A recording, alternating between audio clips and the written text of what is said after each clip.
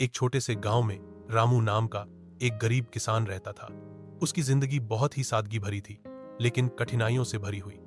उसके पास एक छोटा सा खेत था, जहां वह दिन रात मेहनत करता था ताकि अपने परिवार का पेट पाल सके।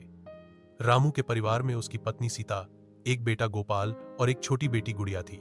हर सुबह रामू सूरज निकलने से पहले उठता, बैलों को तैयार करता और खेत की ओर निकल जाता। गर्मी, सर्दी या बरसात, वह कभी नहीं रुका। उसका खेत बारिश पर निर्भर था, लेकिन कई सालों से बारिश कम हो रही थी। इससे फसल खराब हो जाती और कर्ज बढ़ता जाता। गांव के साहूकार से उसने कुछ पैसे उधार लिए थे, लेकिन फसल न होने के कारण वह कर्ज नहीं चुका पा रहा था। साहूकार हर महीने ब्याज बढ़ा देता और रामू को डराता कि अगर पैसे नहीं लौटाए तो खेत जब्त कर लेगा। फिर भी रामू हार नहीं मानता था। एक दिन गांव में सरकारी अधिकारी आए और उन्होंने बताया कि सरकार किसानों को सिंचाई के लिए ट्यूबवेल की सुविधा दे रही है। रामू ने तुरंत आवेदन किया और कुछ महीनों में उसके खेत में पानी आने लगा। अब वह 2 फसलें उगाने लगा। धीरे धीरे उसकी आमदनी बढ़ने लगी। उसने सबसे पहले साहूकार का कर्ज चुकाया। कुछ सालों बाद रामू ने अपने बेटे गोपाल को शहर पढ़ने भेजा।